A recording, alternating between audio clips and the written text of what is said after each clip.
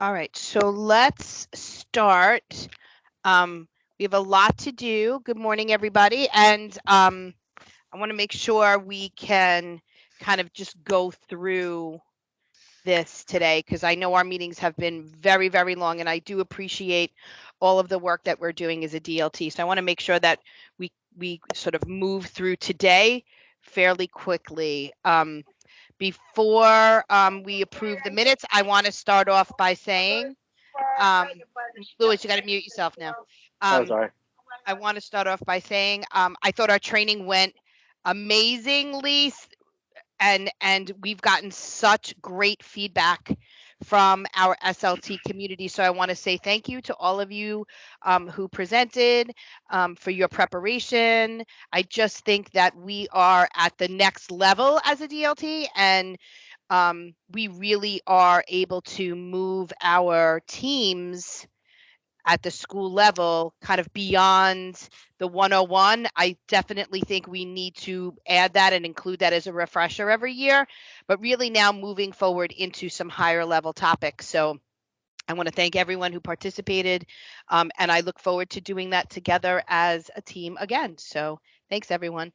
Um, And then okay. when you go to the DLT website, if you go over to the bottom, you see like a aqua blue banner. That's where you can find all the recordings and all the documents. So feel free to refer the recordings to anyone who missed the trainings. Yep. And just so everyone knows, in June, Lewis is going to be collecting data from all of our SLTs to make sure that there was the participation. And then we're going to let principals know that they should not be signing off on remuneration unless that, there was that additional 2 hours of training. So Lewis will be monitoring that in June, and I'll be able to report that back to everyone. So once again, thanks again. Today we're going to be talking about our biennial review survey. I had sent it to you. I don't know how many of you had an opportunity to look at it over the weekend. Lewis is going to be putting the biennial review up on the screen, but I do recommend, it is in the documents that Lewis placed in the chat. I do recommend that you pull up the biennial review on your computer so we can look at it separately.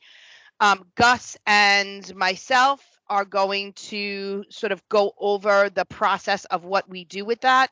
I know, as always, Gus flatters us.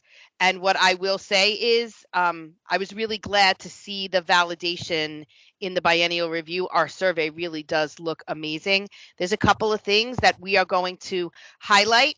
So today we're going to leave with bullet points for all of our SLTs as they review the survey. We want to give them some bullet points as to just some checkpoints that they want to think about. But overall, our survey was really great. And what that is, it's a testament to SLT health.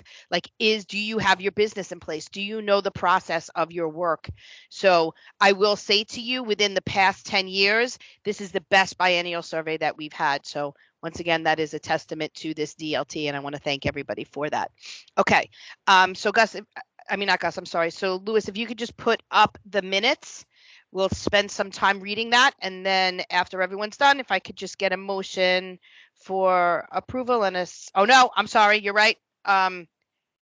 Shirley, you just came back in my head. We got to agree that it's good, right?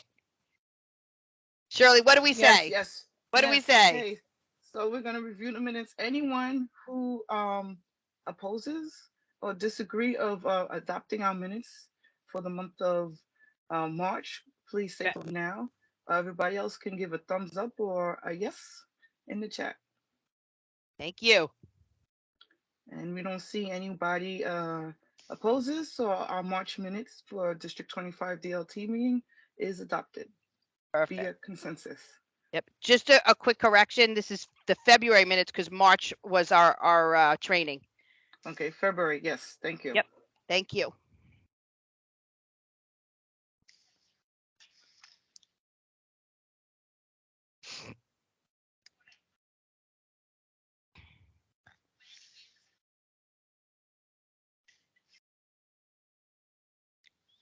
Louis, I think as long as there's no objection, because if somebody would need us to go through this, let us know. If not, everybody received a copy to read. So So if there's an objection, please either put it in the chat or kind of voice that. If not, we can move forward to the biennial review survey.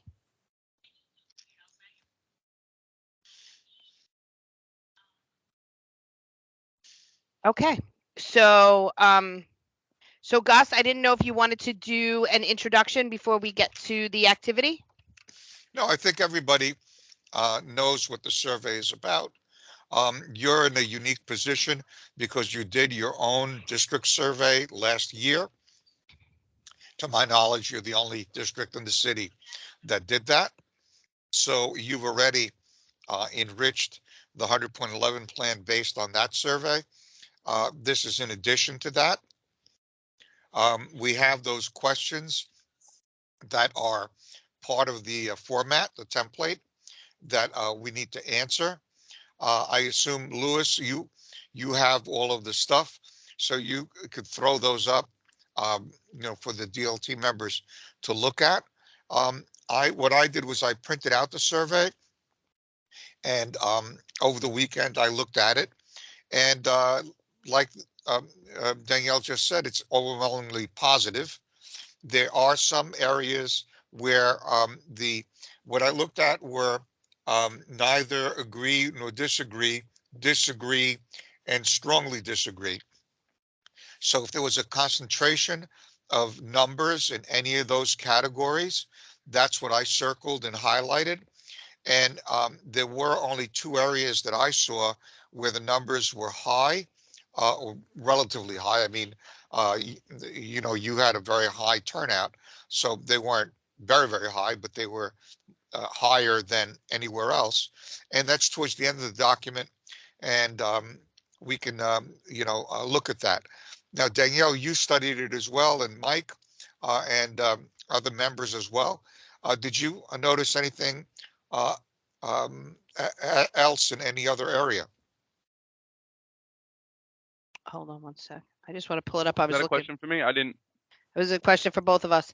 Yeah. Okay. I'm sorry. I was just looking at Yeah, the you're breaking up a little bit. 100.11 plan. Hold on. Let me just pull it up. Yeah, so I have a couple that we can talk about for sure. Yep. Yeah. Okay. I mean, I can tell you what pages I found any numbers Yeah, on. I mean, before we do that, Yeah. and there's a couple of things that I was thinking about. And so for those of you who are looking at this for the first time, one of the things that I just want to just quickly go over is that every 2 years, what DLTs do is they review this survey, and we leave with some bullet points for our SLTs to consider. But another thing we do is we use the biennial review survey to modify our 100.11 plan. So anything that we say today, and we're going to go over the 100.11 plan as well, because there's a few things that I think we should update for that. But anything that we say today is something that we will be sending to our SLTs. So before we talk about sort of some of the blaring pieces, one of the difficulties that I had in thinking is that, and I know that we need to look at this as a district, but I would have really liked to be able to tell the difference between high schools and K-8. But I also see how we have to consider that as one thing.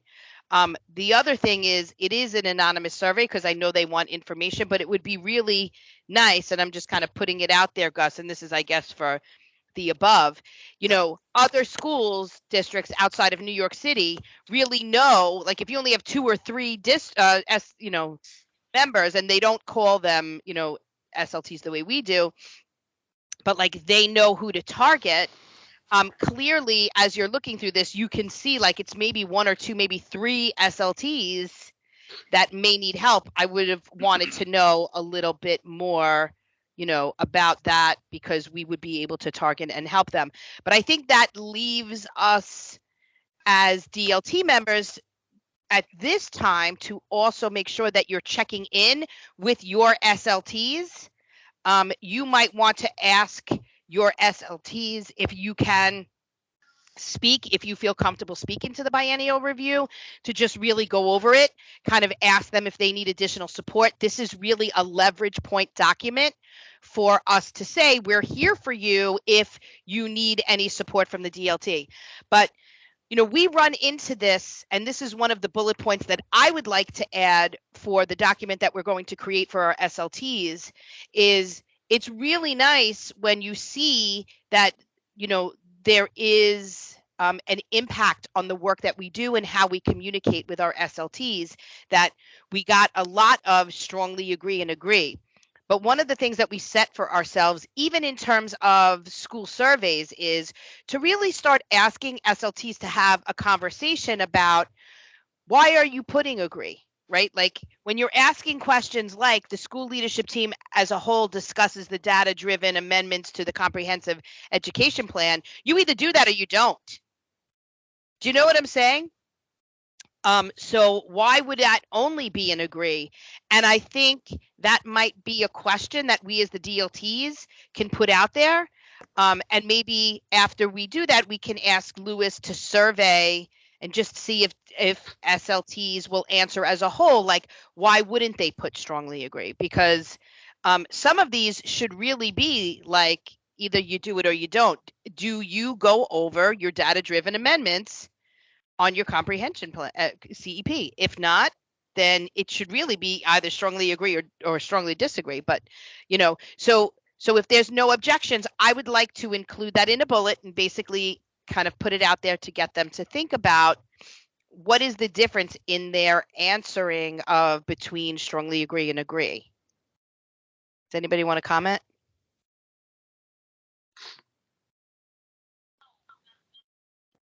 Can you hear me, Danielle? It's Francis. I can, Francis. How are you? Good morning. I think when I decide whether it's strongly agree or agree, it's always like the understanding of what exactly is the comprehension plan. Sometimes I'm still not understanding as a parent exactly what our parent role is towards that plan, because I often find that the school tells us the plan. They don't create it with us. So when you say, are you creating, I think that would be agree, but I don't know. Sorry, I'm on a set. So I don't know. So That's my thing. When I will. Yeah, I'm glad that you asked that, Francis, because this did come up with Townsend Harris. So when I was a support for Townsend Harris High School, they asked a similar question. And we said, it really depends upon the culture of your SLT. Some SLTs very similar to DLT, right? So Dr. D'Antona and I will show you a state of the district, and then we'll give recommended goals. And that is the culture of our work. There's two things. Number one, there's nothing wrong with that. And number two, if somebody didn't want it that way, we could do it in the way that you may be asking. So there are certain schools and SLTs where the culture is somebody school-based actually unpacks the data and writes what we call draft goals. And the SLT then unpacks that work together, and formulates the SLT and all the components that make up an SLT. But when we spoke to Townsend Harris High School, one of the things that the parents did say was, we don't want that. We really want to be part of the goal planning, the goal writing process from its inception. And therefore, what we communicated to Townsend Harris was, then that has to happen. So if somebody from this team says, we want to be able to frame the goals and write them as a team, then we could do that also. Now, taking that into consideration, the next layer of that work is, because we write the goals, okay, and even if a school writes the goals and everybody agrees upon it, or if you craft the goals from the beginning, Your SLT is the document by which everything should flow out of your goals, your finances, the decisions that you make, the actions. If you do before and after school programs to help your struggling learners, that goes in that should be part of your CEP action plans. How you're going to focus on MTSS, what you're going to do for acceleration and your high performing learners. All of those decisions should be tied to that document. And actually, when a principal goes to make modifications to their budget, something flashes up on the screen that says, have you notified your SLT of these changes? Does this, is this part of your CEP document? That has to be approved because everything flows through that document. Now, part of that and what this question is referring to is about when you go through any sort of benchmarking or analysis of data and you see that you have to make changes to your CEP, that is done collaboratively. So when we're talking about that, and I like that you asked that question, because for some of these, realistically, where we are as a district, and please feel free to disagree with me. So I see like Teresa or Shirley or Joe or anyone who's really part of the the CEP making process. That should really be either strongly agree or strongly disagree. And if you're answering agree, it is because, Francis, of what you said, then I do want to include that as a bullet to make sure everybody understands the process really well so you don't answer agree. Does that make sense? Francis, I don't know if you can come back on. I know you understand. Yeah, that's exactly. I think if parents understood, they would be able to say yes or no and not in the middle. So should I only say parents? I mean, do parents have a clear understanding of? I don't have a clear understanding of the CEP myself, and I've been on SLTs for various. I didn't even know until the question came on the thing. Are you part of the CEP, creating process? And I'm thinking, oh, I didn't know I was. I think most schools kind of create their own and then just share it with parents. And I think that if I'm sorry, because I was just framing this. So I guess we were going to say the difference between agree and strongly disagree, and then underneath that, but do parents have a clear understanding of the purpose of a school CEP and how it drives, and Gus, help me, how it drives what? Instruction and school improvement in the building. For a second. Sure, Shirley. This is student improvement. I don't think it's just parents. Honestly, I don't think it's just parents. Because if you're a new teacher and you got elected to be on the school leadership team, you probably don't know about the CEP. DC 37 is not just the parents. I think everybody, and that's why you have the yearly training for the entire team, not just for parents. It's for the entire team to understand. Because there are some who probably don't understand that they're supposed to participate as well. It's not just the principal creating the CEP. So that brings me Danielle, to this question. There's one issue that I just want to throw out there. Some of this has to do, I think, and it's come up in the past, with the design of the survey. Having a category strongly agree and agree to some people is problematic. I know when I fill out surveys, I usually choose agree. And avoid strongly agree because there's a connotation there that I may not be comfortable with. So, but you know what? Take into account the survey design. But I will say this. Yeah. You know what? But what Francis brought up, I do think is important, right? Because if you're thinking about, so I'm looking at C1 statement 2, right? The school's annual instructional goals and respective action plans outlined in the CEP are developed collaboratively by members of the school leadership team, right? Right. So Frances actually just told us why she answered agree, right?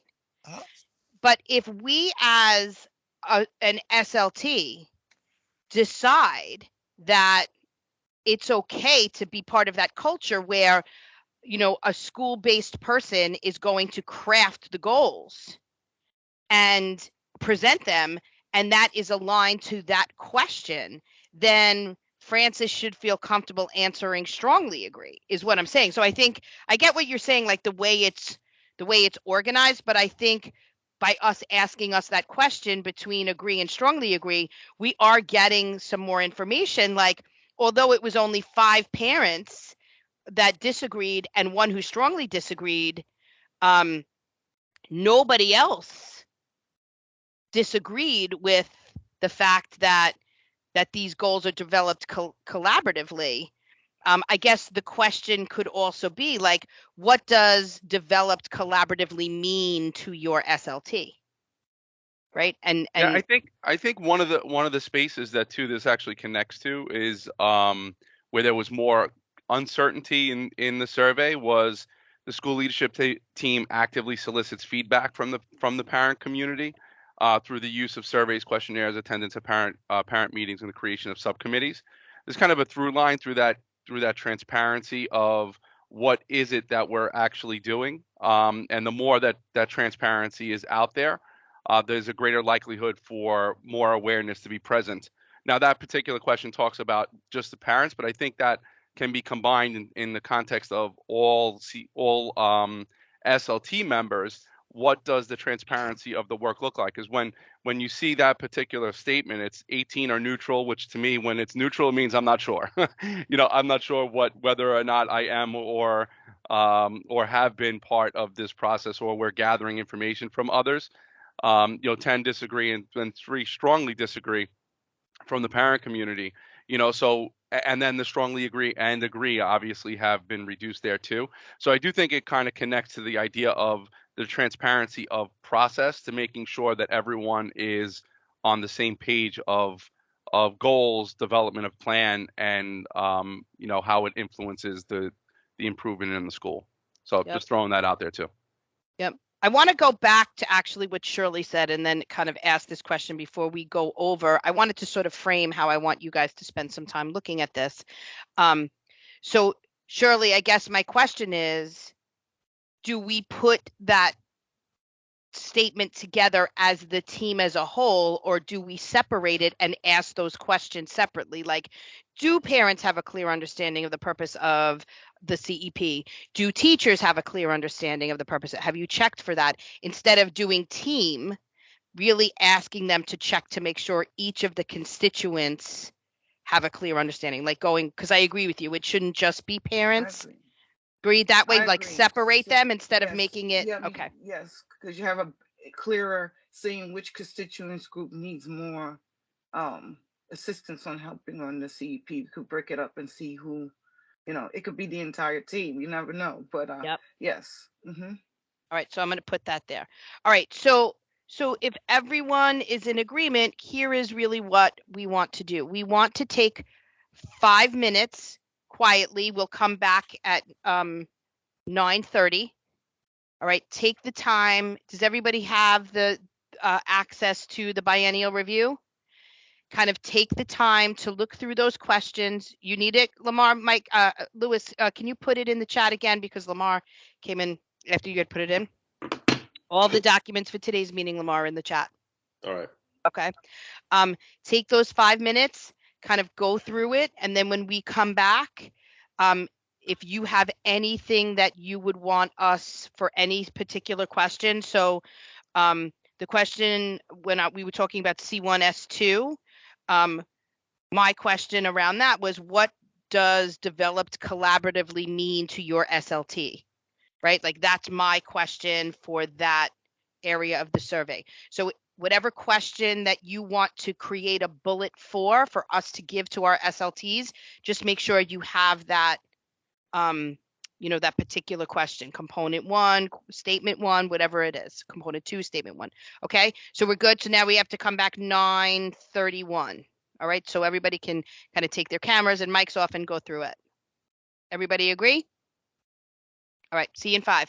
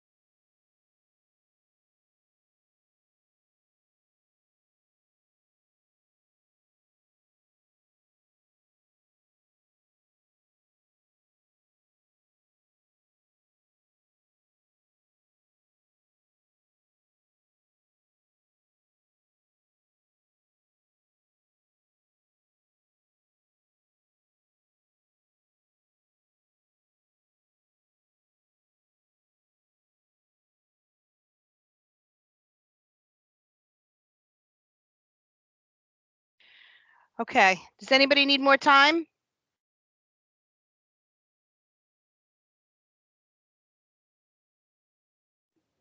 I need a couple minutes. Okay, sure. So we'll take a few more minutes. We'll come back 9:35.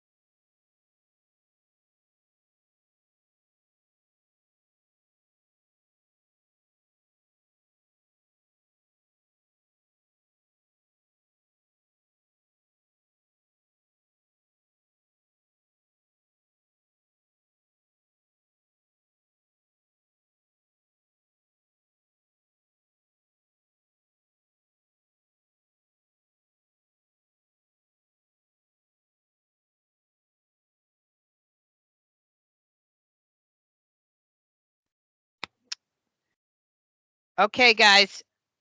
Oh, wait, we have one more minute.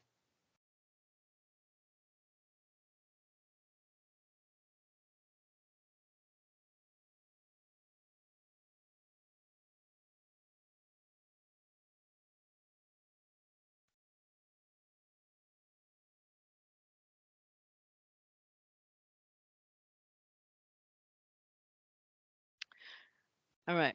Now we're back. Lamar, you okay? Yes. Yeah. Perfect. Okay. Perfect.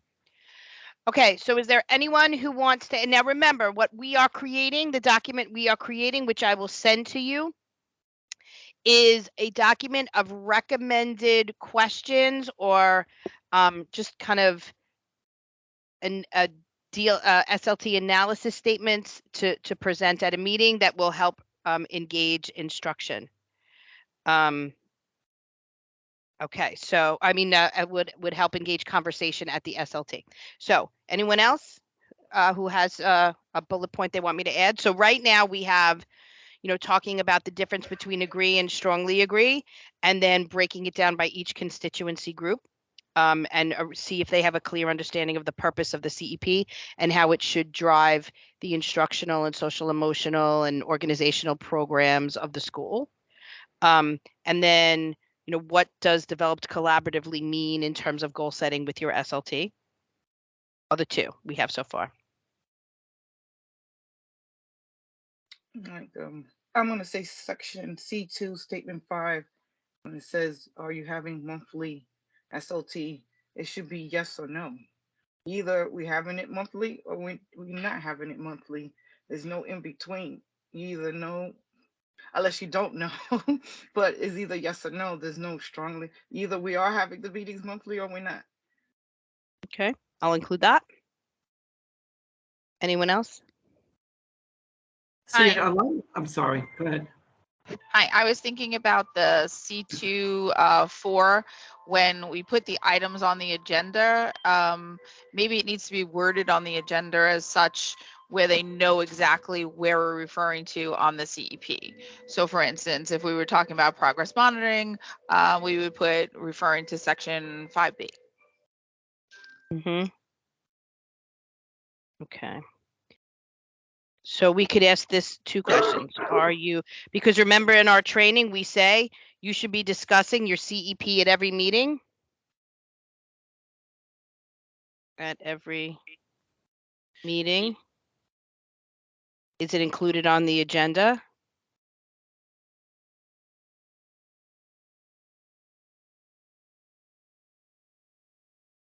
And like Teresa, you said, are you referencing certain parts of the CEP components? And does the team understand that? Is the team aware of that? Okay.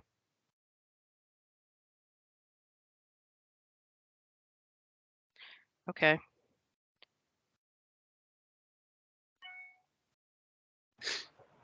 I just wanted to add something. I'm looking at all the questions under my perspective. I find it hard to differentiate between agreeing and strongly agreeing, right? Like I think it's either yes or no, right? So it's either I agree or I don't agree. So I think, how do you, I agree with like what Gus is saying. If you want to be a little bit more conservative, you're going to say agree as opposed to strongly agree. And I think something gets lost in the translation there. Mm-hmm. And you know what? I'll include an entire statement around that, asking them to discuss that, right? About, some questions maybe could lead to that, but one of the things that, I was saying, like, maybe they don't understand, but they don't want to talk badly about their school, so they're putting agree. But then Mike says when you get into the 6 areas, the component 6, that's where you start to see some neutral, really. So that's like there could be that lack of understanding. So I think we need to highlight this, asking them to have this conversation between agree and disagree, because some questions may arise from that. Like, why did you put agree? Kind of like what Frances said. She was like, well, I don't know, we don't formulate our goals from the beginning. And so I put agree instead of strongly agree, right? So I think we should encourage them to engage in that conversation at the SLT level. So I will include that in the document. But if you Danielle, look at in the general, groups, they jump, the negative numbers jump at the latter part of the survey. Yep. So if you look at it as a whole, clearly whatever, the dynamics are, the neutral and the negative responses are concentrated in the latter part of the survey. I just want to point that out. But they're also coming from 2 groups, just the parents and the UFT, right? It's not coming from CSA. So maybe they don't have the information available to make a decision or not. Yeah, I mean, we had to send something back to Central because our first piece came back incorrect. Gus, I don't know. I mean, Mike and I were looking at it. It's much better, but it still doesn't equate to 324 responses. I couldn't agree with you more. That was my initial reaction. I mentioned it to Lewis that the numbers still don't add up. But it's a small piece. But one of the things that we could say is, so, Teresa, something you might want to point out, I mean, it's not going to happen for the next 2 years, but only 19 CSA members filled out the survey. Right? We have 34 SLTs in the district and 12 high schools, right? So that might be something we want to push forward to. Like, even if there were a few more and we're missing some responses, I don't know how much. Right, they could be in that, but to just sort of kind of double check around, are your members taking the survey, or are they telling everybody else to take the survey, then they forget to take the survey because they get crazy, but, we want to make sure that, because a large majority of how we're going to use this document to make decisions is coming from the voice of parents and UFT. So, and, I also want to double check around, to ensure DC 37 is part, you know, where we were last time. I have to double check to make sure that DC 37 still has a seat on our SLPs the way we had normally pushed for that, because there's no one from DC 37 that filled out this survey. So I'm going to double check that too. Yeah, so I'm gonna check that to make sure that there's a DC 37 seat on every SLT, and if there is, one of the recommendations that I will make is to encourage DC 37 and CSA for participation. Francis, I see you have your hand up. Yeah, would it be appropriate to add, like if someone put agree, a line that says, why didn't you put strongly agree? Or I don't know, that could be added in. No, we don't get feedback from them, just so you know. What that if you have an individual SLT as their representative that you want to engage in, we want to give these these look fors or conversation starters or questions to the SLT to use in conversation with each other. So one of the things that I will ask is, I will say to the chairperson, like, did you engage in this activity? It's an activity that we want them to talk about, just around the results that we saw from the biennial review. We don't actually ask for feedback from them. Okay, is there any other statements we want to refer to? Go ahead, Mike. I have one. Go ahead, Lamar. C2 statement 3. Is it statement 3? Yeah, C2 statement 3. In particular, let me see, decisions about the academic programs listed in the school, such as the school-based budget, assessment results, and attendance statistics. I'm curious about whether or not we can delve into how versed they are with the budget, right? Primarily because I know that there's a lot of people who just don't understand how to read the budget, how to read the money that comes from the budget, how to read those lines.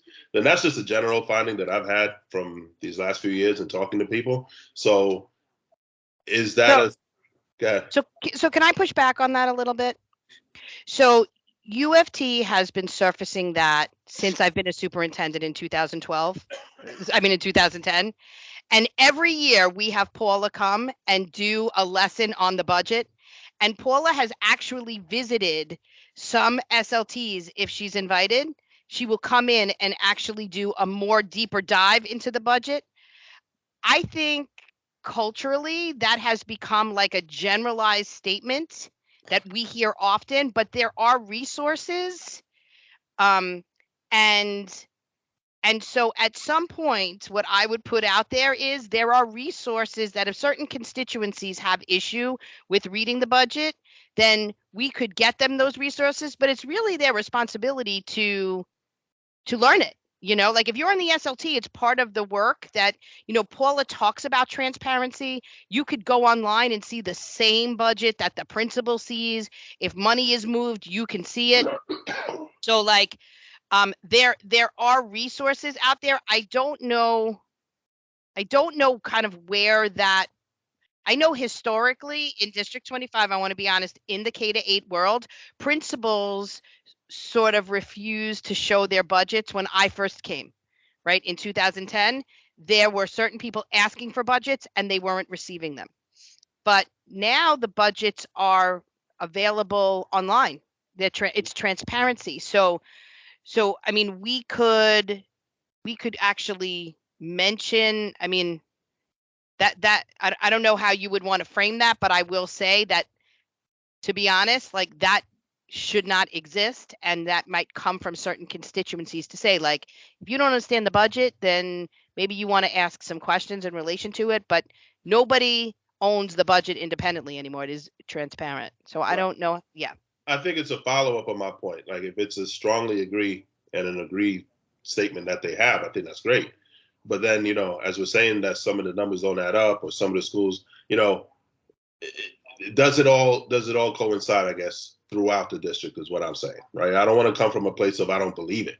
I'm more coming from a place of, does it add up really? Like, do these numbers really add up the way they should be adding up? Mm-hmm.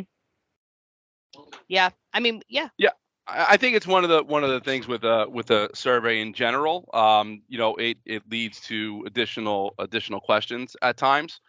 But one of the things I think is important, especially for the DLT in relationship to the SLT, is around making sure that there is priority amongst what the data says.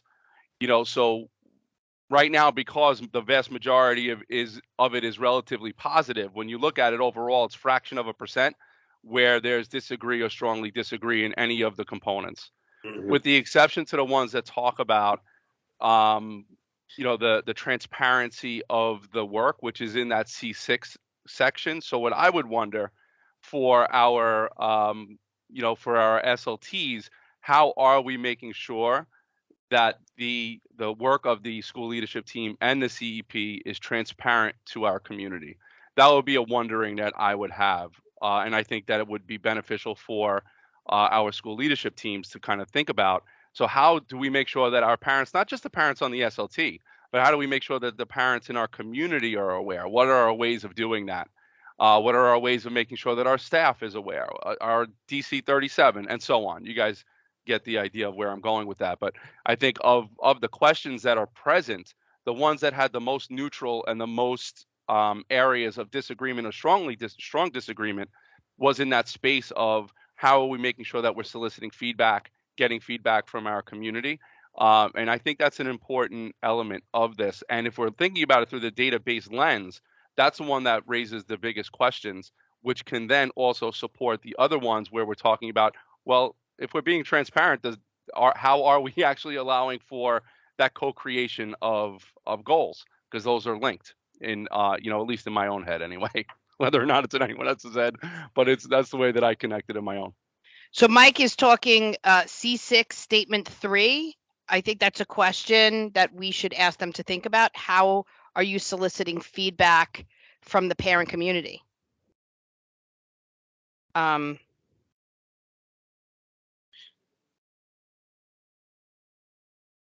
Yeah, and then the C65 I think the survey itself, I mean, by you having the survey go out there, you are getting the community to, engage or at least think about it, right? So it's a start. But I would probably say, in addition to the survey, how are you getting, in addition to the survey, or it maybe ask them, like, what would you want to see in terms of soliciting feedback? Yeah, I like that, Joseph. I'm sorry, because the binary review is every 2 years. Do we want to wait till every 2 years to get the results? So maybe the school leadership team should do their own survey at the end of the school year, and see, or send it out during the summer, whatever it is, and they can have a discussion on that in September, or if they're meetings during the summer, wherever, So I'm going to put how often then. How often are you doing that, right? I was going to add that maybe what does the first CEC the SLT meeting look like for new parents to say, okay, this is what we do, this is what we're going to do for the rest of the year, so that parents are aware what the engagement is, because sometimes we sit at a table and we have no clue. So you're asking, what is your engagement plan? So I think this is really important, because this particular question is about the SLT soliciting feedback. Now, we know we give a lot of surveys, right? Principals ask surveys, central asks surveys, but this question is the school leadership team. And I'm thinking perhaps that's why we got 31 neutral, disagree, or strongly disagree, because our SLTs are not doing it from an SLT perspective. So we should include that. Are you soliciting, is the SLT specifically soliciting feedback? Are they co-creating a survey? Or are they just being presented surveys that are given from other people, right? All right. SLT, are they? Okay. All right. Anyone else?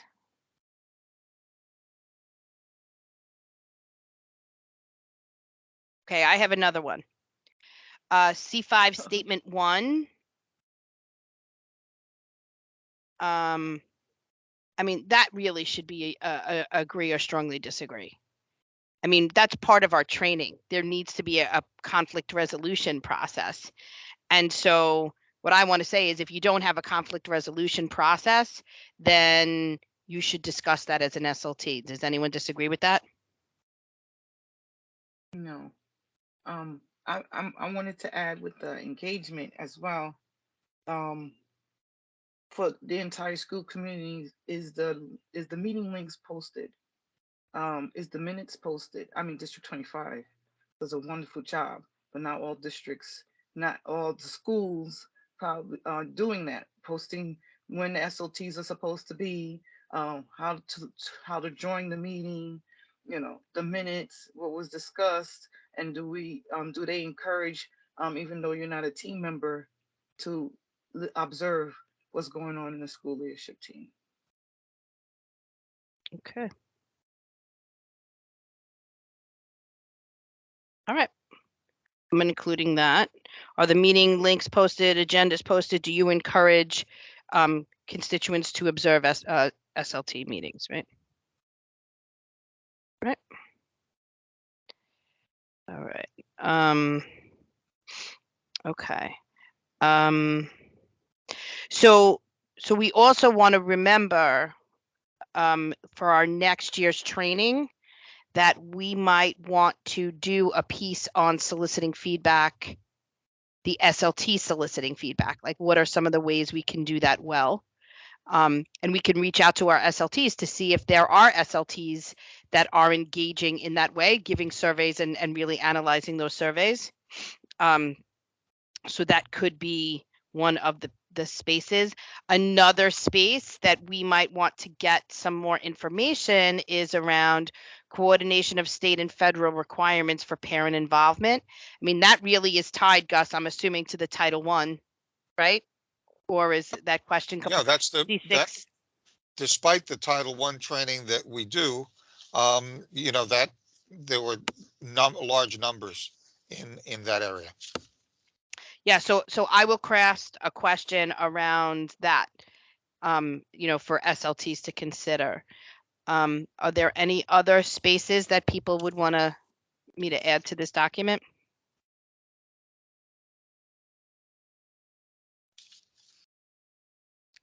So I will leave it as this. I will have this document ready for us to review during our next DLT meeting.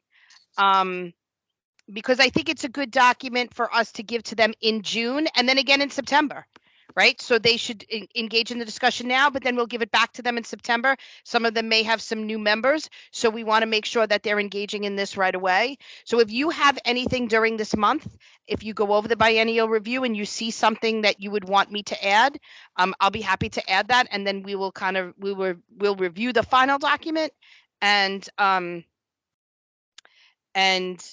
then we will make sure that the SLTs get this document. Okay. So the next and last space that of me, Gus, so I don't know if you wanted to add anything.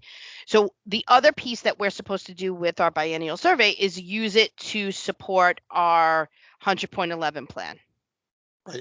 Right. So I reviewed our 100.11 plan, which we did last year, and we spoke a lot about the pandemic and how we analyzed our own survey. So we're going to have to this month update the 100.11 plan. So we're going to use some of this to as the bulleted part, or where it says what are the implications of the biennial evaluation of that we conducted.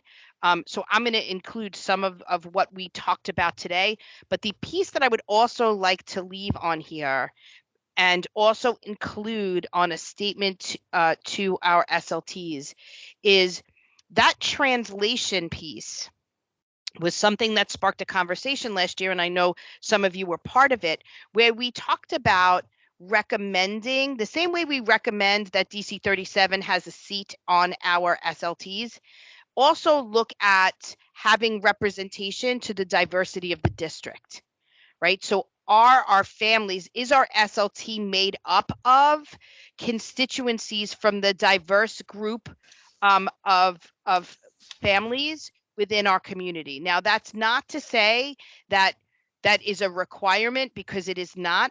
But the question is, and I talk a lot about 242, where they actively engaged their community to in multiple languages to make sure that they got constituencies that represented their community. And we had a translator, which was actually Jin May from my office, go to 242 for every SLT meeting and translate for that parent. It got a lot better when it was virtual. But so the question really is that, are we doing enough outreach to all of our families so they understand what the SLT is, and that they have an option to really participate and run for a seat on there? So that is something I would like to include, and it is something that we talked about last year. Danielle, it actually relates directly to C6 statement 4 in the survey. And you had, if I added it up correctly, 29, which is, relatively high number of neutral, disagree, and strongly disagree on that question. So enough, people who responded to the survey thought that it was an issue. Yep. Okay. So I will be including that as well. So for next month, and like I said, Gus, I don't know if there's anything else you want to add. So for next month, I'm going to be presenting the document, the recommended discussion point document for our SLTs, as well as the update that we're making to our 100.11 plan. Yeah, that's perfect. The update is important, and you're already ahead of the game because you did an update last academic year. And we, like a good bureaucrat, my task is to make sure that you have answers to these two boxes in this, in the format. The ones that you read. What are the implications? And then what are the, how do the implications influence the assessment of district needs, and work on, DLT engaged to support SLTs. So we have to have answers to those two boxes, and any changes that you want in the document itself, the 100.11 plan. And then I'll take that and I will make sure that it gets into the current, posted plan. Yep. Thank you. So you guys have copies to the 100.11 plan. If there's anything that you would like to add to be bulleted in the plan, just feel free to email that to me and I will happily add it. And we will review both the 100.11 plan and this other document at our next meeting. Francis, did you have a question? Yeah, I just wanted to see what it would look like for a parent who doesn't speak English at an SLT meeting. Do they have a translator there for them? Or because I think that would be one of the questions they would ask in order to participate. Yeah. So it is one of the things that that each individual SLT, they start by reaching out to the district, and some of them do it school-based. They have translators that attend the meetings. Yeah. So we make sure that they get the translation they need. Thank you. Okay. Any other questions before we move on to Dr. D'Antona? Yeah, Danielle, I just wanted to make it clear that the parents knew that, so that they would participate more, knowing that if they didn't speak the language, they would still participate in an SLT. Right. So that is the statement last year that we made to our SLTs to do outreach. That was part of the document that we sent. Because it's not up to the DLT, it's up to the SLT to reach out to their communities in their languages to offer, and that might be something, Francis, you want to bring up at President's Council, to make sure that your SLTs, that your PTA presidents are reaching out to families in multiple languages about the SLT election. Or is the SLT or PTAs doing some sort of engagement for everyone about running for seats on the SLT and what that means, right? That could be a recommendation that we make to our SLTs to do with their community on this document. Okay, we can mention that at the next meeting. Perfect, thank you. Okay, anyone else? All right, thanks everyone. So I'm going to turn the meeting over to Dr. D'Antona right now. Okay. Good morning, all. I don't like this. I got to get this screen up. Okay. Everyone sees my Danielle, you see my screen, right? Yep. Okay. Hi, everyone. So we're going to go over a couple of things just to kind of begin thinking around goal setting for next year. And we're going to talk a little bit about some of the qualitative things. So last month we talked about some of the quantitative results from the iReady math and reading and Acadience assessments. So we talked a little bit about that in terms of benchmarking last month. Want to get into some of the qualitative things that we're seeing in schools, things that we've noticed from surveys from our teachers and administrators that are participating in our training sessions, to start thinking through what is this going to look like potentially for next school year in relationship to our goals. So we're going to talk about equity visits, which is very much part of each of our goals in the district at this point. Culturally responsive, sustaining education has been part of our goals as well. And as you guys know, MTSS is something that we've been talking about all year long as a district in terms of supporting our learners as we're going through the school year, particularly those children that were really struggling. So, having said that, just so that you guys see something that we've been talking about with our schools and that each of our schools participated with, this is just an example. So all of our schools were in a space of, as part of our plan as a district, of really looking at disaggregated data. What did that information say?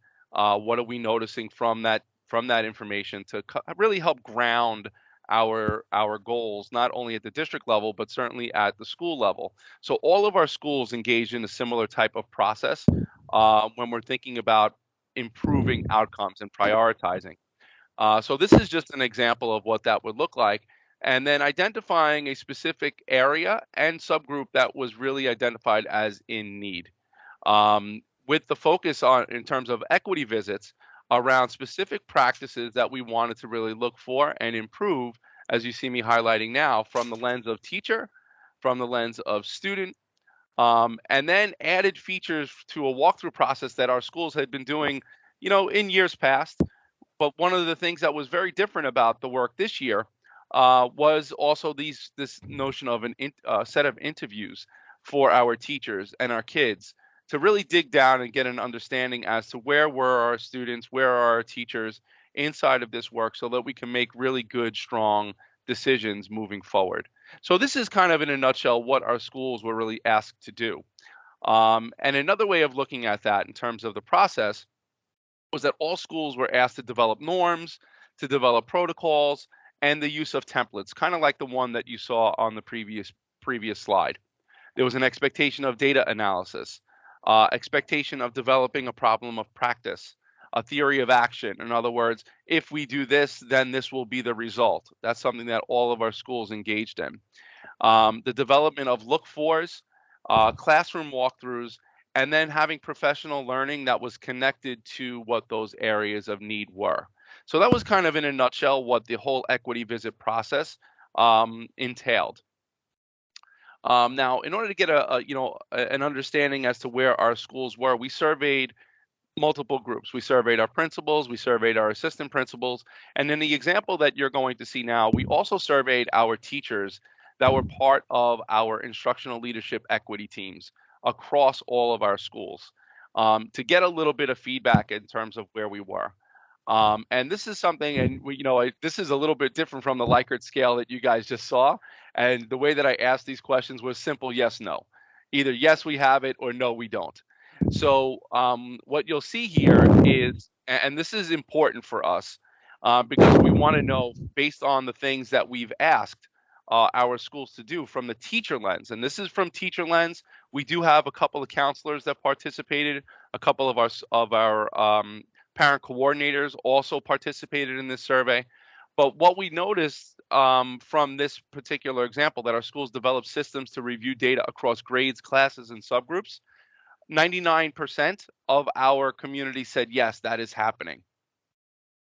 In terms of the equity visit process, promoting the ability to identify patterns of disproportionality and to focus on them, 99% of our community said yes, that's happening. I've been able to support my team with the development of norms. Over 96% feel like the norms in their community is something that has been able to be supported. The development and implementation of protocols, over 97% of our members of the ILET teams are indicating that that is happening. Comfortable having conversations regarding disproportionate patterns with targeted subgroups, i.e. our Black, Hispanic, students with disabilities. 97% of our community indicating that is happening. So the positive side of all of this is that the things that we're really asking for that are going to help drive our MTSS systems are some things that are becoming present and visible for our ILET team members, which is really, really exciting stuff. But things that we're also noticing that we need to make sure that we're continuing to focus on. And this one I connect to some of the survey results we saw from the biennial review. So you'll see me say here, transparency, transparency, transparency. Making sure that staff, and we can also include in this respect, our entire community is aware of why we are doing what we are doing. Ensuring that norms and protocols are clear and routinely revisited, so that all voices are heard. Establishing clear professional learning targets so that our work is very bite-sized. Sometimes our professional learning gets very big. One of the things that we're noticing is that we want to get them smaller so that we can grow inside of those small pieces, so that we can impact the larger community in a deeper way over time. Maintaining the focus on our target subgroups.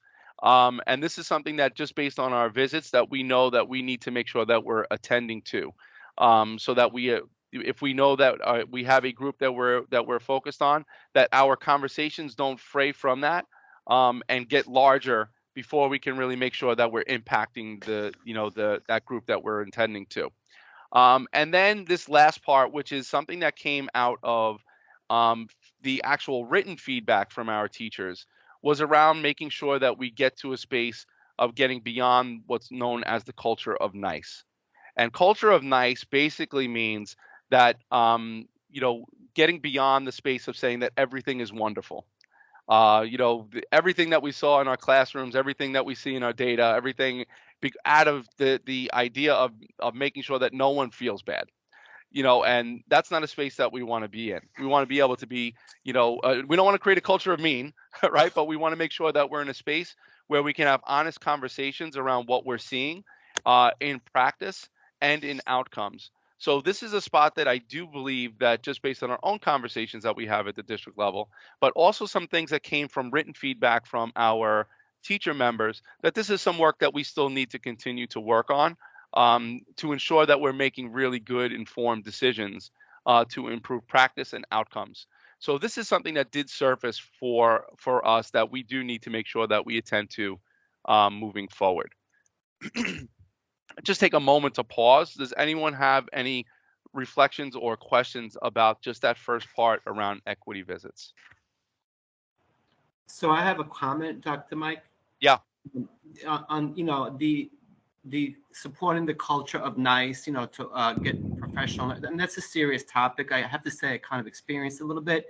You want to still have people remain respectful, because the way things are going in our society these days, everybody's antagonistic. They're angry. There's a lot of sidebars going on, and you want to be realistic. You don't want to be, you want to stay away from the, you want to be honest, but you also have to support being respectful to each other, because otherwise it's going to make everything fall apart. So yeah, love that, Joe. Yeah, and that's kind of why I always, anytime I talk about culture of nice, is that we're referencing it in the context of not making that culture of mean, where we're disregarding the fact that that we're all human and we're all working really hard, for the best interest of our kids. So absolutely, completely understand what that perspective, and agree that that's something we have to be mindful of in terms of the delivery of that feedback, when being direct, but also being aware of of those that we're working with, so we're not creating an atmosphere that is unproductive. Correct. And to remind the community that we are adults and we're here for the good of the children, and we need to keep that as our goal, right? Yeah. Thanks, Joe. Love that. Any other comments?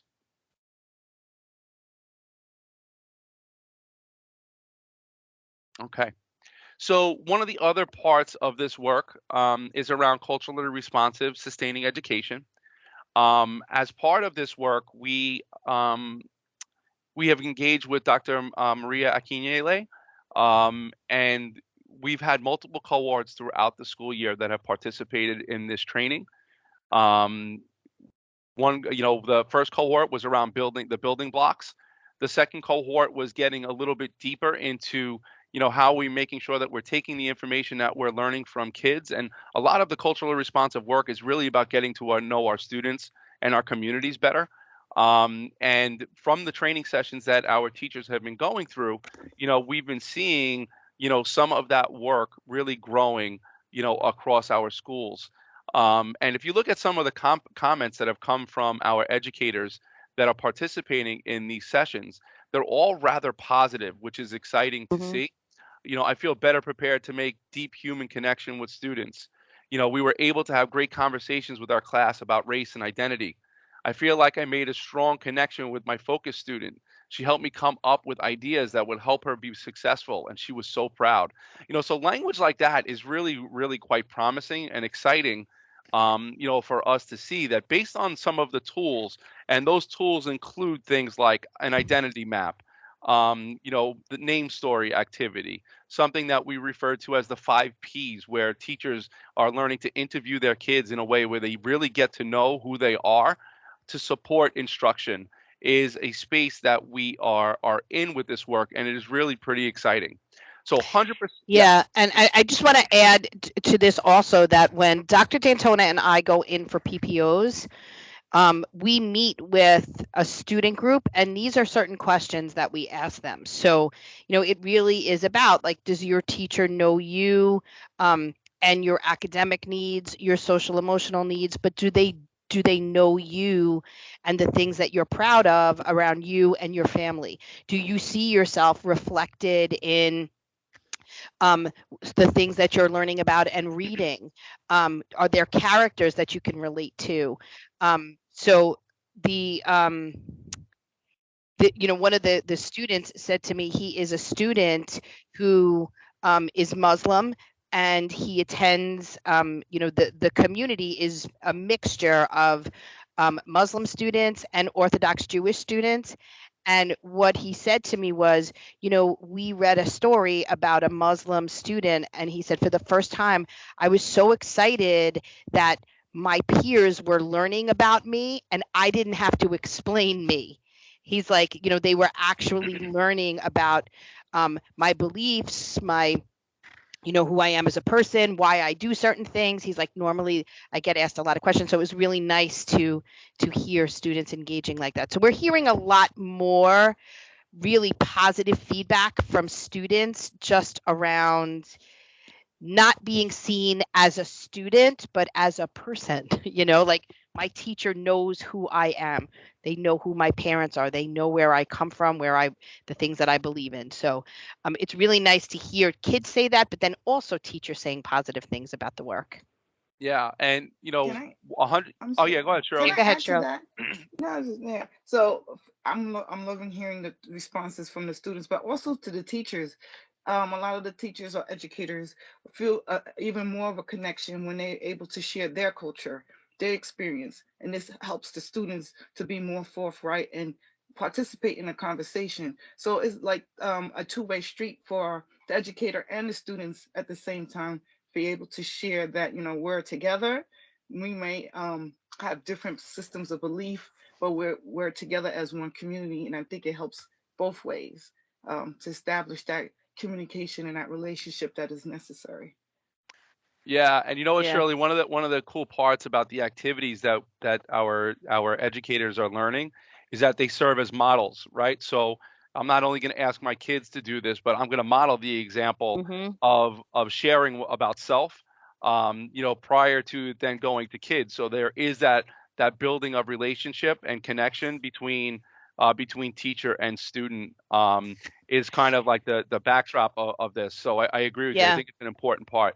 And I want to. I know I just say it from stories too, because I just think it's really important to just let people know, what we're seeing and how important this work is. I was at PS 130, and the principal at PS 130 is really committed to cultural responsiveness and teaching about CRSE to staff. And so they were doing a reading buddies day where community members come in and read to books. So she had this large, um, so many different books to choose from. And what I thought was really interesting, and it happened to me in more than one classroom, both kindergarten and first grade. So we asked the kids to pick a book to read, and they brought two, right? So one child brought me an Elephant and Piggy book, and I know you guys probably all remember the Elephant and Piggy books. Which is just like, and it's really good for early childhood learning, understanding grammar, um, easier words to read. But they also then brought a book of of a character or characters within the book that looked like them, and they held the book. So if it was a Spanish child, and nobody told them to do that, but they picked the book of the character that looked like them, but they still wanted to read the Elephant and Piggy book. So they had me read the Elephant and Piggy book, but held the book with the character that was like them. And I just thought that was just an amazing thing to see, that kids are making a connection to reading, right? That they haven't had before. I actually was crying as I said it to Michelle. I was like, Michelle, this is why we do this work. This is why. So Yeah. it was really important. So what we know, is that this work is allowing our kids, our teachers, our schools to start making some of those deeper connections with students and families. But we also know that we are still at the beginning stages of a lot of this work, to create it where it is ongoing and systematic. And that word is one that both Superintendent Domingo and I use frequently, and I'm sure Teresa would attest to the idea of me using that word systems quite often, and current reality quite often. And it's about knowing where we are and where we want to be able to go.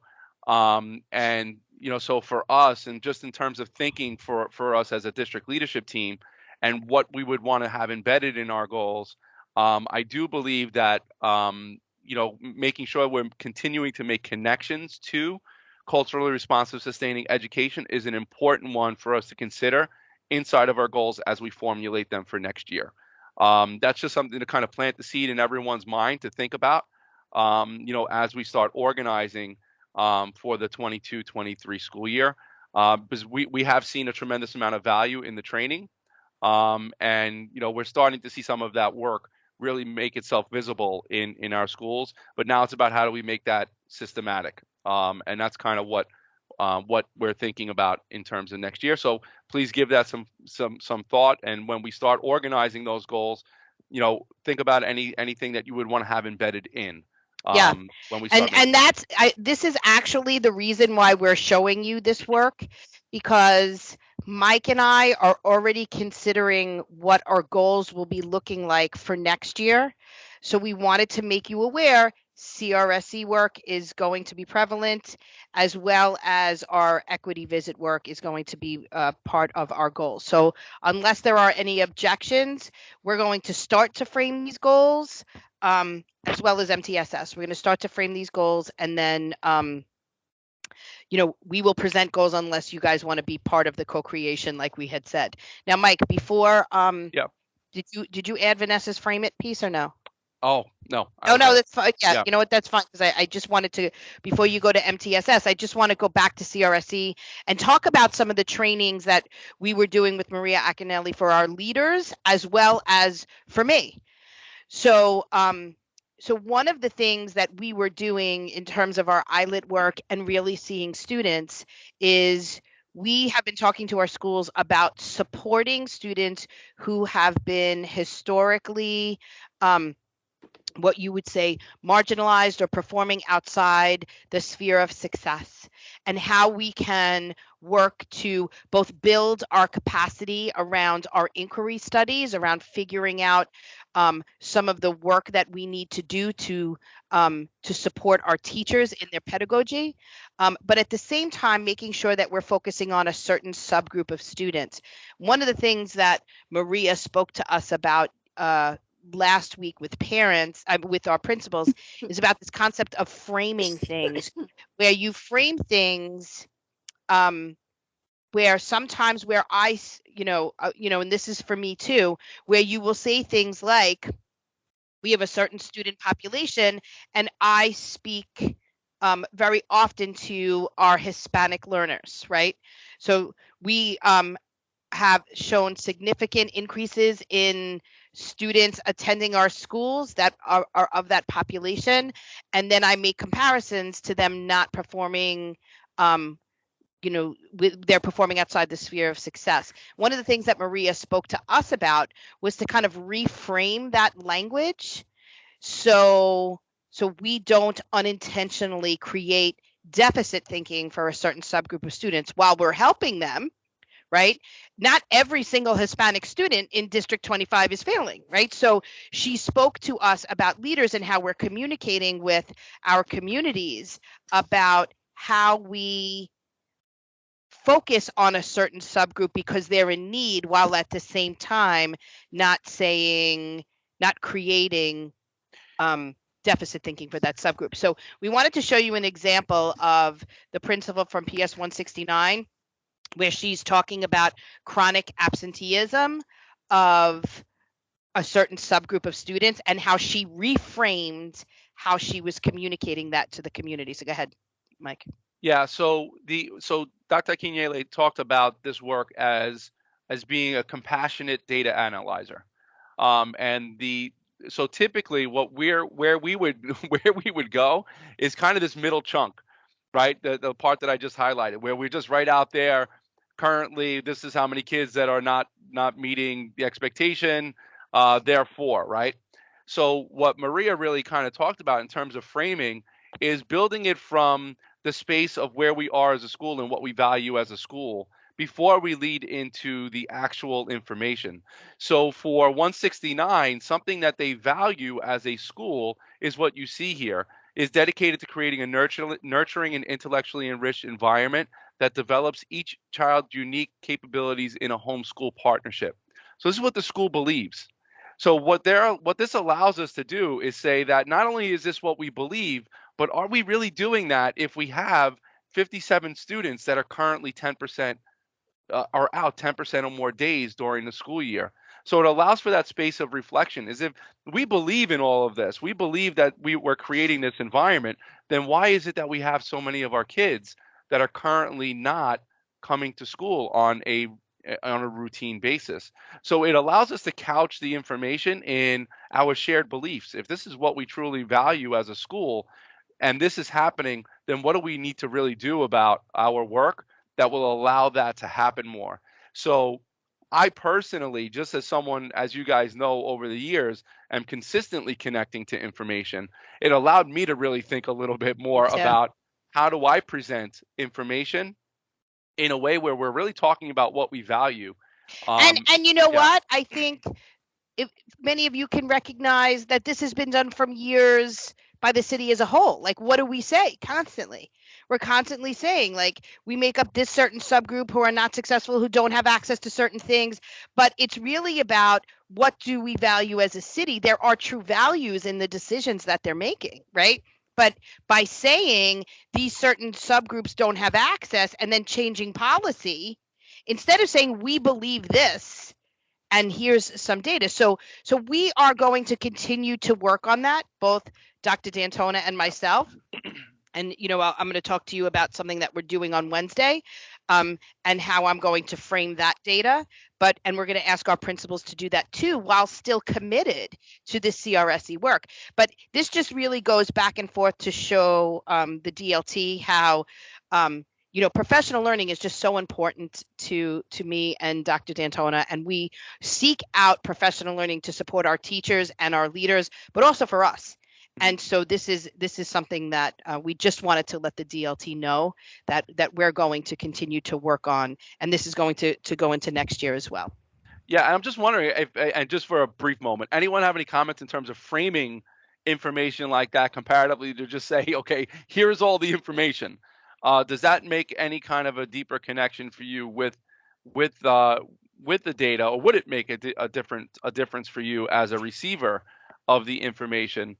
And Shirley's giving me the hard signs. Shirley's liking it like that, but in a deeper way. But anyone else, any quick comment before we move to that last segment? I don't know if I'm understanding the question, but I would think that if we're going to get data with the information, do we have a plan in place? You know what I mean? Because often times we get data and then there's no plan in place to kind of fix it. So I kind of get a little confused on then what do we do with this data? Yeah, if we don't have it in place. So that is, Francis, where we're talking about, we use this theory of action document that Mike has up on the screen. I know you're on a set. I don't know if you see it, but one of the spaces to start for before we even talk about a plan is about what we believe in. And usually that connects back to a vision, and it should connect back to your vision. Yeah. So if you look at 169's vision, that piece that Mike just highlighted, right re-highlighted again, that's what they believe in, right? And so where normally we would come out and say, and Mike and I are guilty of it too, like 57% of students currently miss 10% or more days, right? But instead to say, like, here's what we believe in as a school community. These are our values. And here is our data point. And now let's talk about what we think we need to do. And that's like, when we build stronger connections with students and their families, then this will improve. And the whole plan, and this went out to every principal, the whole plan is based on what are your current practices? What are you doing as a school? What are some of the things that you might want to change? So if we do this, then our school will be able to, so that students will be able to. So it becomes a change plan for your particular issue and problem statement. Yeah. Okay. And now the last part is from our MTSS. So what we do know is, over 2,000 kids in District 25 are receiving some kind of intervention support, whether that's through reading, math, or social emotional learning. What we have seen is that kids that are receiving these supports, that progress has been made, as I shared during our last meeting. And thank you, Joe, for asking us to focus more strategically on this data. That came from you. Thank you, Joe. So, and we also know that schools, because of the management of information in a different way, we're able to target our kids in a different way because of that. So, it is really, really important work, promising work, but at the same time, we're not necessarily 100% there yet. So we still need to continue our supports inside of MTSS. And the first layer of all of this work, because we often talk about the interventions in Tier 2 and Tier 3 as being important, but the first layer of all of this is making sure that our core instruction is really solid for our kids, so that they don't need Tier 2 and Tier 3 interventions. That's the first layer of importance, is that we're really looking at our core instructional practices to make sure that we're doing all that we can to meet our kids' needs right inside of our regular classroom practice. We also need to continue to build on our capacity to diagnose student needs, so that we're really 100% aligning children's needs with the actual intervention that they receive, so that there is that, Mike needs work with fluency, therefore he's going to receive Great Leaps, and making sure that we're doing a really solid job of ensuring alignment between that. And some of our yeah. schools have really done a great job Oh, at really? this. Absolutely. Yeah, others we know that we need more time. It's been a learning phase, and Yep. returning from the pandemic has been crazy. But some of the schools that Mike and I have visited, we've been very, very impressed by their MTSS tools and systems. Yeah, and it's always about just tightening, right? It's about, we're in a good space, but we need to start tightening. And I think, that's the measure of what schools, and in this case, our district, really continue to focus on. It's not that we're doing good work, it's how do we make that work and make it even better. And then this last part is ensuring our cycles are monitored frequently so that adjustments can be made within our plan of support. And that's kind of that last layer of ensuring that our progress monitoring tools are really solid, and allowing us to not only after we've diagnosed, but to see if the treatment, so to speak, is helping what we need. We go to the doctor's office and they'll tell us come back in 6 weeks, with whatever the prescription was. It's similar for us, making sure that whatever we're prescribing is having the impact that we're looking for in terms of student outcomes. And if not, what becomes the next layer of support that we provide. But that, in a nutshell, are the 3 layers of things that we would like to continue to think about as we move into the 22-23 school year. Yep. Equity visits, CRSE, and MTSS. So are there any objections to us continuing this work? We really do feel that the schools need more time to engage in this to get it right. Right? We want to really spend next year building sustainable practices. Our schools have done such tremendous work around continuing the learning, right? It was really hard. It would have been easier to just, continue to teach, but our principals and teachers really engaged in continuous professional learning, continuing to work in teams, focusing on equity visits, keeping the learning with CRSE. So we do believe that we are going to need more time for this. So although the impact and the resulting of the goals may change, you will see similar terms that you have seen last year. Francis, do you have a question? More of a suggestion. I was wondering if in mid-year and at the end of the year, the teacher could be removed from the classroom and another person would come in and give a survey to the children to see how do they like their teacher, what's the best thing they like about their teacher, what they don't like about their teacher, to kind of gauge and give the school an idea of how the teacher is doing midway. So if if the survey comes back that the kids are not happy, so then they can fix it throughout the mid-year, because that's going to be part of their MTSS, right? That's going to be part of their learning. And then at the end of the year, whatever feedback they get, they fix it for the incoming class for that teacher that year. All right, we could talk more about that. I don't know about teacher surveys per se, but we could spend more time talking about that as we plan our SLT, our DCEP. Okay. Any other questions or comments? Okay. All right. So thank you, everyone, and thank you, Dr. D'Antona. My pleasure. So Bill, you're up. High school superintendent's report.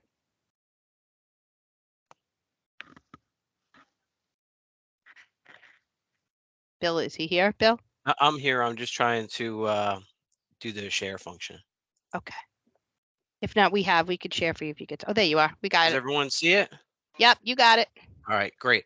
So, I'm going to highlight some of the excellent things that are happening across our high schools for D25. The high schools for D25 are Veritas, World Journalism Prep, John Bown, Flushing, Townsend Harris, and Robert F. Kennedy Community High School. So this is actually from last month, but I wanted to include it because I think it's something that's really valuable and something that kind of speaks to the collaborative efforts of our schools, as well as our initiative for My Brother's Keeper and My Sister's Keeper. So John Bown High School is aligned with um, My Brother's Keeper, and they also hosted a Save, which is another program that they have at the school. And they had different guests, different people attending this presentation for the students. And we had George Patterson, the senior director of the New York City My Brother's Keeper program, surprised the students as a guest appearance. And the chapter members were excited to have this motivational speaker and hearing of the different presenters sharing their opinions. And you'll also see that My Sister's Keeper looks forward to hosting a career panel for March 8th. So they already held that. On the other side, you're going to see My Sister's Keeper, the career panel, and you'll see that that was held in the library from 3:30 to 5:15. And it says it would be a truer honor to have you attend as one of the leading women in our district and a known advocate for the youth. On February 9th, the New York FFA and nationwide honored Chloe Fuentes, an agricultural teacher at John Bown, and the finalist received this award. This is a cash prize of $500, and they also received the plaque. So these are some of the great things that are happening at that those particular schools. We're going to move on to Flushing High School. So Flushing High School, as we know, is one of our TSI schools, but they have really excellent news. So one of their seniors, I believe the pronunciation is Dejanay Johnson, is making the school very proud because they've been accepted into multiple amazing, excellent schools: Cornell, Dartmouth, UPenn, University of Notre Dame, Wesleyan, USC, Duke, UNC, Swarthmore, and Johns Hopkins. They're very proud of the students' accomplishments in creating the blueprint to the success for all the graduates and on their path. And so this is yet another, feather in the cap for Flushing High School, and it shows their pride. So this really, in a nutshell, right? These two things: trying to build collaborations, MSK, MBK, and also trying to push more of the college level work so that our students are having these opportunities to attend these excellent schools. And it'll be really interesting to see which school she chooses.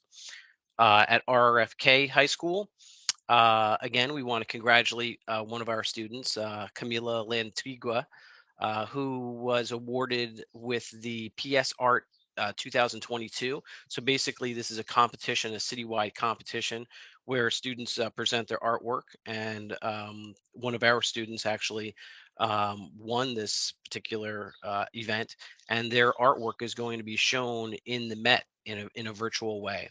So this is something that we're really happy about.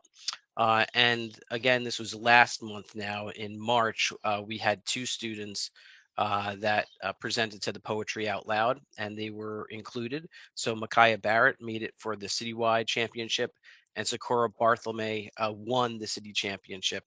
And she competed in the state, but she did not win the state. But again, we're very proud of her, proud of both students. And, the students' poetry really kind of highlights some of the social awareness and some of the CRSE elements that we're trying to partake in schools. That's part of what she was actually writing about in her poetry. So that's really wonderful. I'm going to move into some of the just the updates for high schools citywide. So for health, as you know, we have additional test kits. We're ensuring that both staff and students have the test kits before the spring recess. Staff will be presented with 2 test kits that they can use. Students will receive 4 test kits.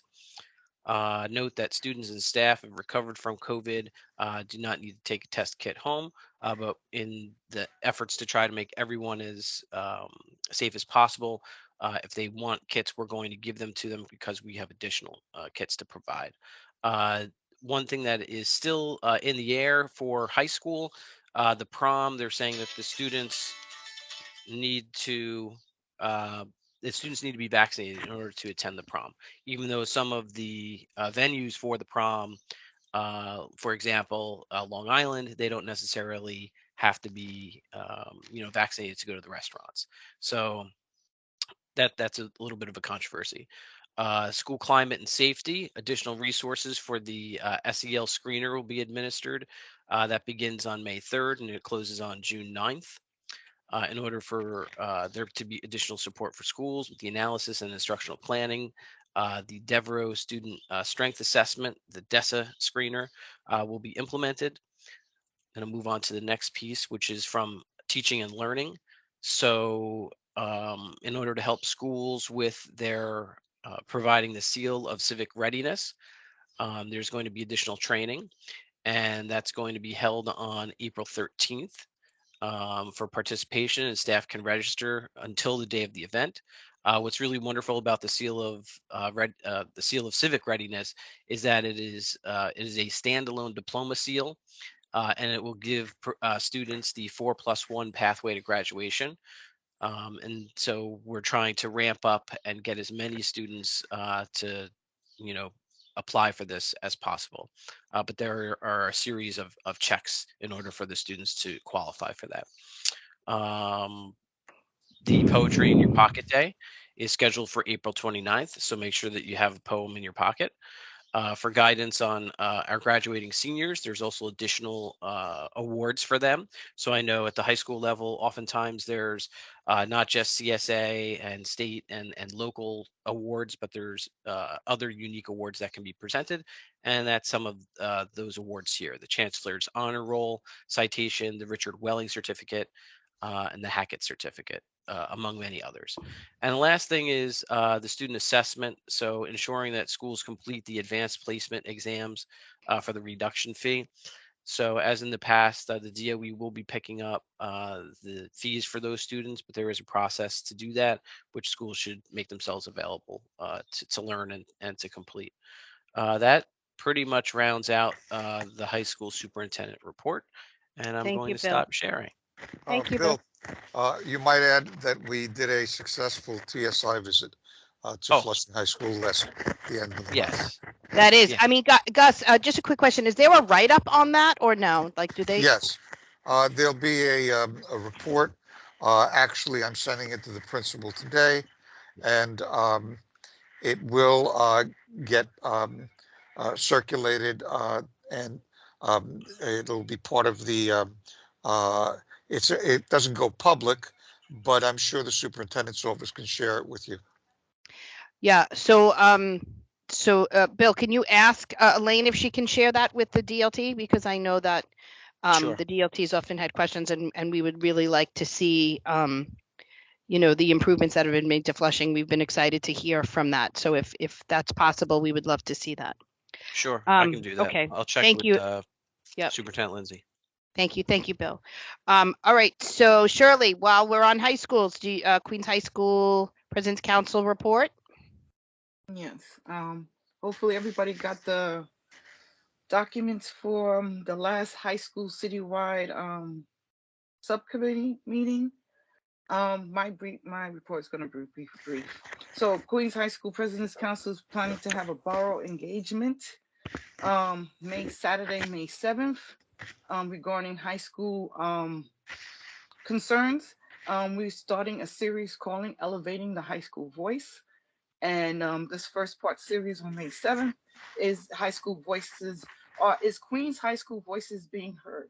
So the chancellor confirmed he'll be there, and the borough president, Donovan Richards, will be part of the panelists as well.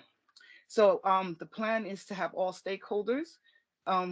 We are in contact with CUSAC to get confirmation, the Queens Student Advisory Council, and the UFT contacted James Vasquez. So all stakeholders regarding Queens High School participate and have their questions and concerns addressed at this. That's the goal. Can you send us that link? Oh yeah, once this is yeah. that, Yeah. we'd have to. We just got confirmation. So once the link in the flyer is finalized, we will send it to everybody. Perfect. Thank you. We're trying to do a tri-borough engagement regarding regents and parent leadership. So it'll be Queens High School President's Council, Brooklyn High Schools, and Bronx High Schools are trying to do an engagement. We're aiming for Tuesday, May 24th, We are waiting confirmation from the Regents Board, New York State Regents. There will be the panelists for the regarding June Regents is the area of topic, and then a topic for parent leadership will follow. So it's two topic. That one is, I believe, the day of the week is Tuesday in the evening, 6:30, I believe, but it's not confirmed. We're waiting to hear from New York State. Our meeting for Queens High School President's Council is this evening. Last month we had the borough president, Donovan Richards, was with us. We spoke. We've been talking about nominations and elections since February. We're going to be talking about that again. We're going to have a mental health piece for our parents in regards to, parent leadership during, the pandemic. How are we doing? We're going to have that as well. And then we're supposed to hear from all 5 superintendents this evening, including the Infinity Schools, Alan Chang, Greg Wall, to Citron. Our membership comprised of all the high schools in Queens, and they should be also attending. We always have regular attendance from Cynthia Snyder and Elaine Lindsay. So there's something to look for. I'm hearing from the other 3 superintendents in the borough, high school superintendent. And that's Perfect. it for my report. Thank you. Anybody have any questions around high schools? Any high school reports?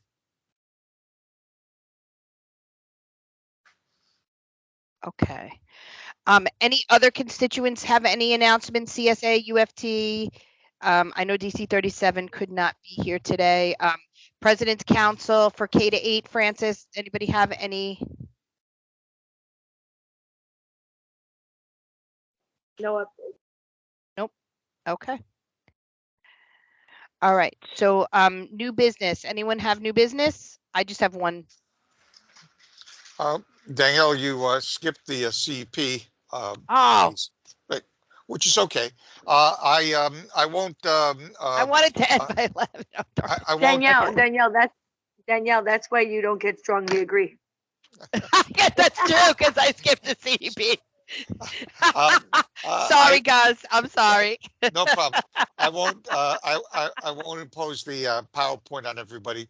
I just want to tell everybody that the current CPs should all be posted.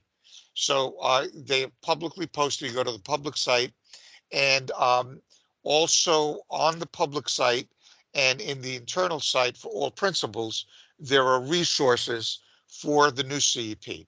So the new CEP template is available, and all schools are off and running in putting together their new CEPs based on the data and the process of looking at their goals and moving forward for next academic year. The good news is that the template has not changed. The template is identical for good standing schools to what it was last year. So the learning curve should not be high, although we do expect that there will be a webinar and there'll be additional resources available for any school that needs assistance.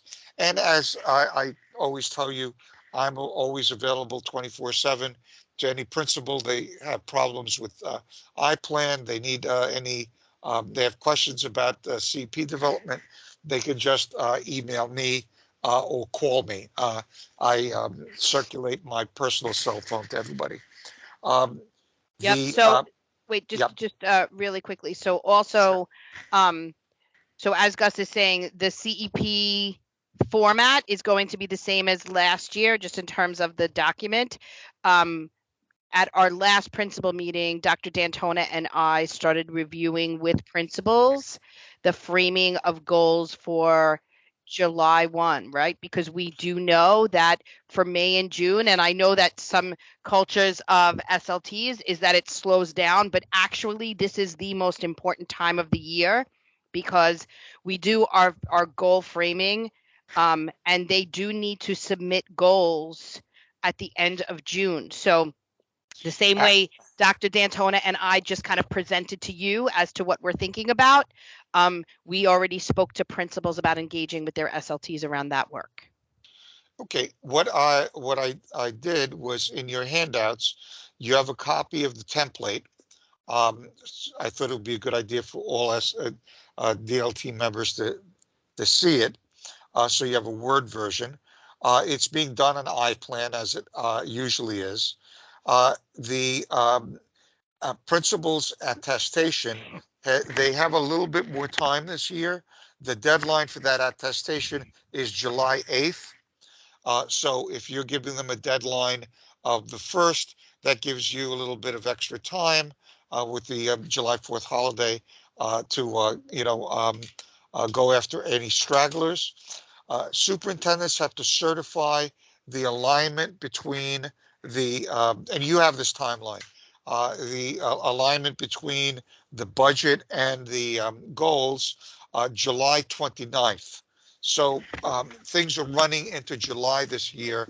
The budgets are going to be available in May and June, and they're supposed to have a draft by the time the superintendents certify and the principals attest.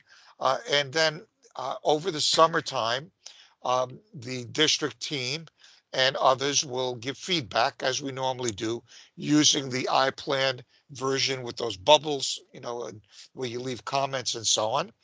And they are supposed to revise and adjust and share with the SLT come September. And the timeline currently is that everything is supposed to superintendents is supposed to certify the plan November 30th. So that's the current timeline, ladies and gentlemen, that you have. As we know from the past, these timelines, depending on circumstances, get adjusted. So this one might get adjusted, but it gives you a rough idea of what's going on. So SLT should already be working on their plans. They already have their templates.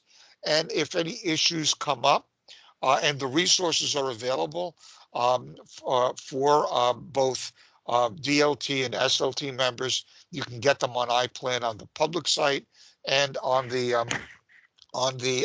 internal site as well. And if any issues come up with iPlan, let me know and I'll help. And if any training needs surface between now and the end of the academic year, I'm always here to support you. That's basically the CEP piece.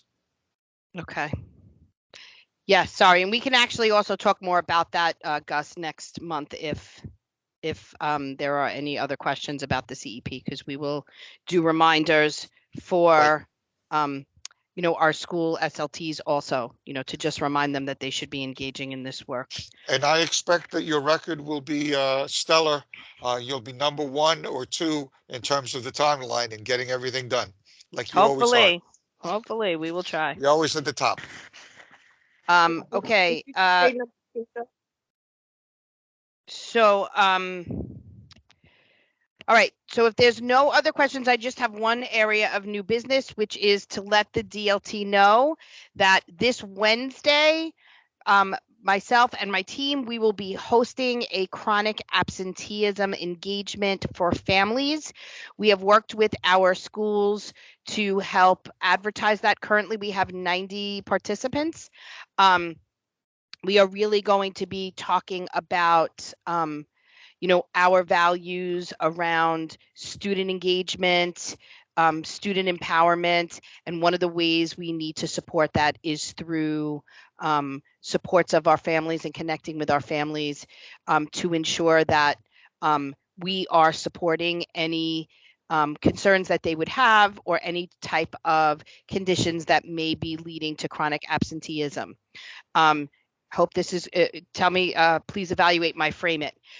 We're going to be really focusing on K-2, our early childhood and the importance of setting those systems and values and putting together routines in place for your students. As Mike just said, based on our strong roots. We're talking about out of 4,218 students, and that's a lot of students. District 25 has 4,218 chronically absent students. Of those, 2,164 of them are falling in the pre-K to 2 range. So we really want to support and foster deeper relationships with those families to talk to them about the importance of coming to school. Other data that we will be addressing that's related to our focus areas and our focus subgroups is that of 4,218 chronically absent students, 2,144 of those students are Hispanic families and students that are Hispanic. So we want to continue to highlight and support that as well. So Lewis will include in the chat our flyer for the meeting. I do invite the DLT to participate and look forward to seeing you there if you are interested in being part of our chronic absenteeism family engagement town hall. Okay. Any final questions, comments? All right. I want to thank everyone for their participation. Our next meeting, and I don't know why I don't pull this up in advance. I always do this. Our next meeting is May 9th. So we will see you then. Just remember if there's any other bullets you would like me to include in that document, just please feel free to email them to me and I will include them. All right. Thanks, everyone. Have a great rest of your day. Have a lovely spring break holiday. I'm hoping it's going to be really nice. And I'm looking forward to spending some time in the sun. So I will be here, though, Tuesday, Wednesday, Thursday of next week if anybody needs. All right. Have a great break. And we'll Have see a you great next one, month. everyone. Good to see Goodbye, you all. everyone. Have a great one. Thank you. Bye-bye. Great Safe one, and well. everyone. Everyone.